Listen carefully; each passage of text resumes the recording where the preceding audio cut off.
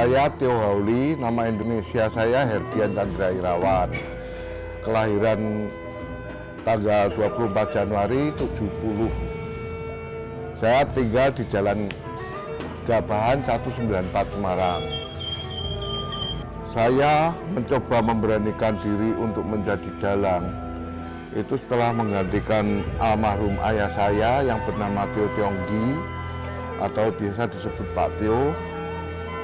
Ayah saya meninggal pada tanggal 20 Agustus tahun 2014. Terus 2015 saya break. Saya bingung mau dikemanain wayang potehi ini. Terus 2016 baru saya menggalang anak-anak dari komunitas barongsai untuk belajar wayang potehi. Dan 2016 itulah kita mulai terjun ke wayang potehi dan bahkan menjadi dalang wayang potehi sampai sekarang.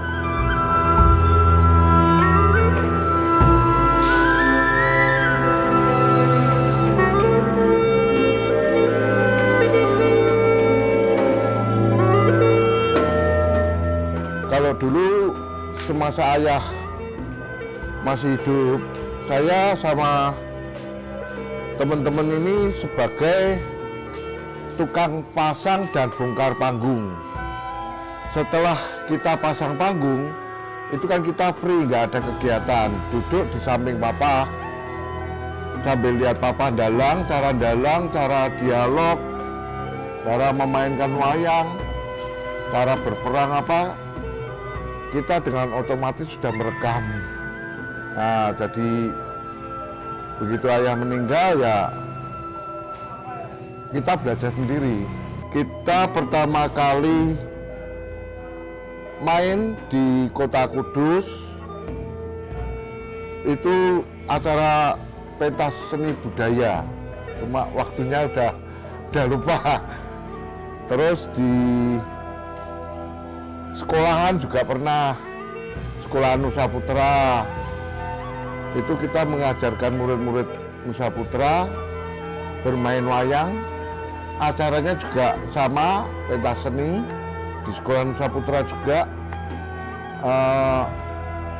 Kebetulan sampai sekarang muridnya menjadi salah satu kru kita, yaitu saudara Riki.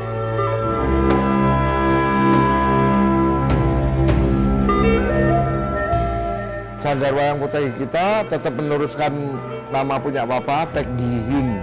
Kita tidak berani rubah-rubah. Untuk saat ini kurang lebih ada 12 orang lah tim kita yang saya rekrut ke Wayang Potehi. Untuk dalangnya yang paling muda ya baru sama Raga ini. Wakil dalang kita kan 1, 2 ini.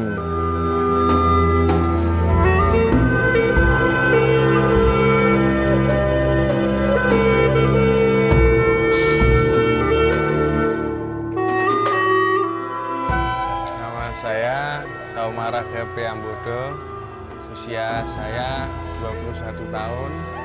Saya tinggal di Kampung Prodinatan. Bagi saya orang seni ya.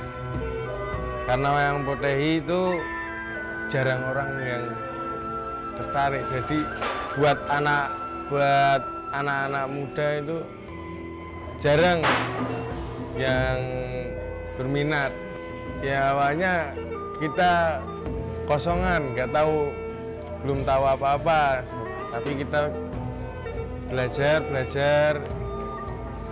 terus pengen tampil, akhirnya bisa keturutan sampai sekarang. Waktu pertama kali itu SMP kelas 2 2016 atau 17.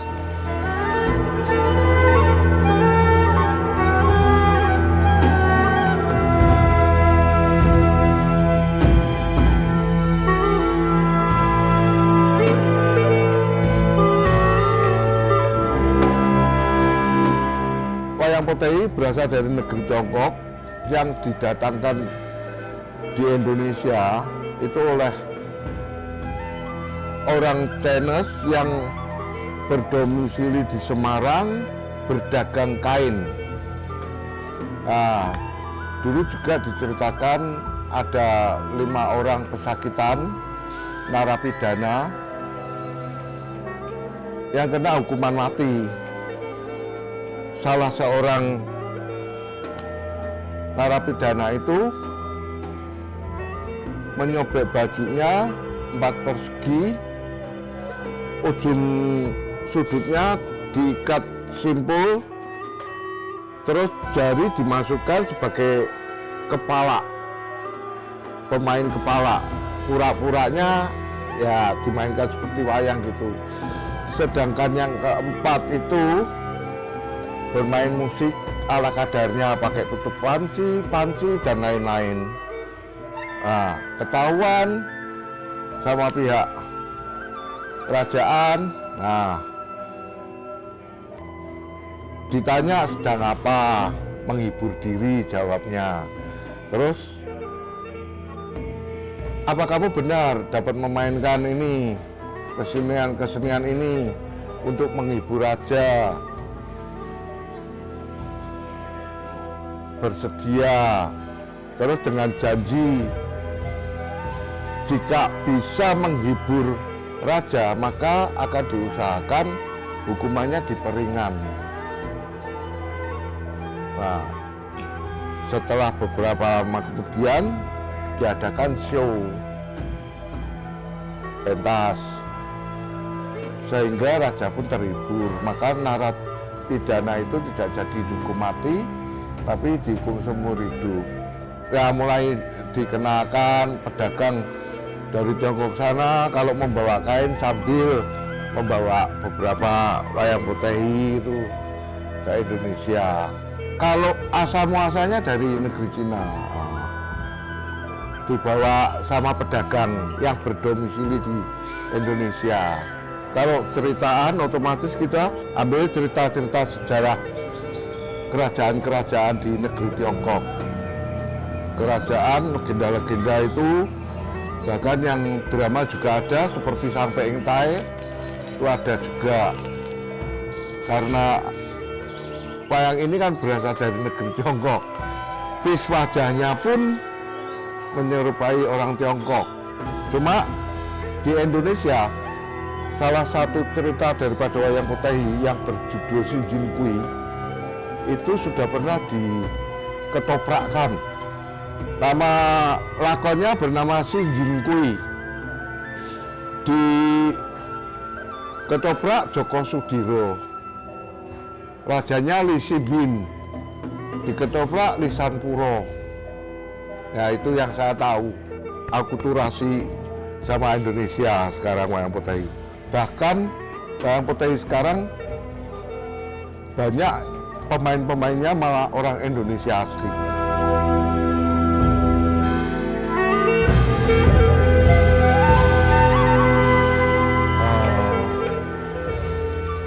Suka dukanya paling susah itu merekrut regenerasi. Soalnya sekarang sudah zamannya gadget, main Mobile Legend dan tidak bisa lepas tuh. Kita tetap berusaha, tetap cari anak-anak muda sehingga mau mengenal wayang potehi ini. Yang pertama tadi merekrut regenerasi, yang kedua mencari cerita. Jujur saja kalau wayang potehi dari luar Jawa Tengah itu mungkin dia sudah punya pakemnya, ini aja. Nah, terus sedangkan kami sudah kehilangan sumber. Ayah saya itu satu, buku-buku ya sudah tidak ada. Nah, kita carinya cerita di YouTube, cerita-cerita legenda kita bawakan. Bahkan kita mau belajar gantian, cerita Jawa mau kita wayang potehikan gitu. Ini baru rencana. Kalau teknik main aja tuh mudah lah, tidak sulit. Memainkan wayang potehi itu tidak sulit. Ya, yang susah berdialognya itu, cari ceritanya, dialognya itu yang susah. Kalau ritual khusus itu, kalau saya pribadi 3 hari sebelum hari H job, saya makan vegetarian. Itu percaya saya pribadi lah untuk membersihkan diri. Yang kedua, waktu hari H show, kita susun wayang yang mau dimainkan. Kita biasa adat dari orang Chinese, dari agama Buddha, kita membakar uang kertas emas, uang kertas untuk sembayangan itu. Doa sambil kita bakar, bersihkanlah bonekanya, tempat arena bermainnya, agar tidak terjadi hal yang tidak diinginkan. Wayang Potehi sebagian peninggalan papa, yang sebagian kita beli. Yang sudah usang-usang kita ganti dengan yang baru-baru. Kalau perkembangan wayang Potehi di Semarang amat sangat kurang. Jujur aja amat sangat kurang, karena di Semarang hanya tempat kita satu-satunya peninggalan papa. Ya semoga bisa berkembang, ada wayang Potehi baru, nggak masalah. Ya ini sebetulnya untuk melestarikan wayang Potehi itu kita harus sering tampil. Dengan adanya sering tampil, kita harus sering dijob orang, dipanggil orang. Ya ini menjelang Imlek aja kita udah coba ngelobi di mall, di hotel, di kelenteng, masih pada belum berani. Karena ini kan ada kasus baru ini, Omikron tuh. Jadi yang nanggap masih belum berani. Makanya susah juga untuk berkembang. Ya kalau di dalam pemerintah kita sudah diberi kelonggaran untuk berkembang. Bahkan kita sudah ditarik sama Dinas Kebudayaan. Kemarin suratnya pun sudah turun. Ya tinggal pandai-pandai kita mengelola, mengembangkan. Ya kami berharap kepada para bos-bos itu, pengusaha-pengusaha, biar dapat tertarik dengan wayang Potehi ini, menanggap agar kami dapat selalu tampil, berkembang. Itu aja.